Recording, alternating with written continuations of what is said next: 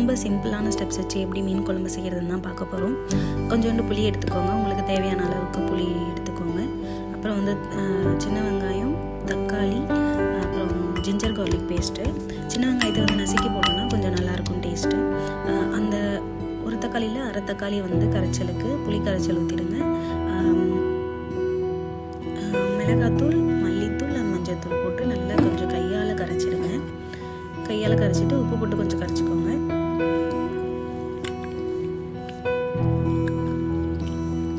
அப்புறம் வானலை வச்சு கடுகு, கொஞ்சம் ஜீரகம், அந்த நறுக்கி வச்சுருந்த கொஞ்சம் வெங்காயம்,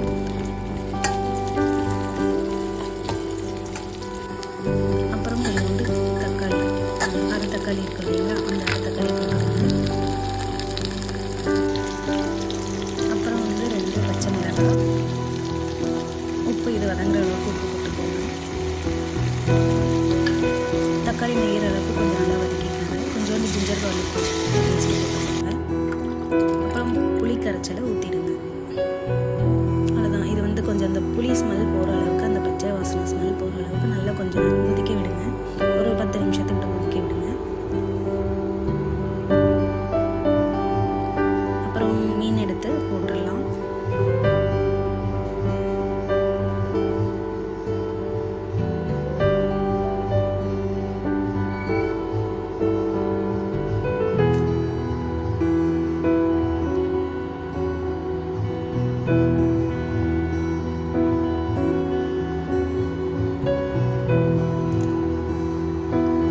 மீன் எடுத்து போட்டுட்டு இது வந்து ஒரு 8 to 10 நிமிஷம் வந்து வேக வச்சிங்கனாலே போதும். நமக்கு வந்து மீன் குழம்பு ரெடி ஆகிடும். அந்த எண்ணெய் வந்து அந்த மாதிரி பிரிஞ்சு வரணும். ஃபஸ்ட்டு நம்ம கொதிக்க வைக்கக்குள்ளே அந்த எண்ணெய் கொஞ்சம் பிரிஞ்சு வந்துடும். அப்புறம் ஃபிஷ்ஷை போட்டு ஒரு 8 நிமிஷம் வேக வச்சா போதும்.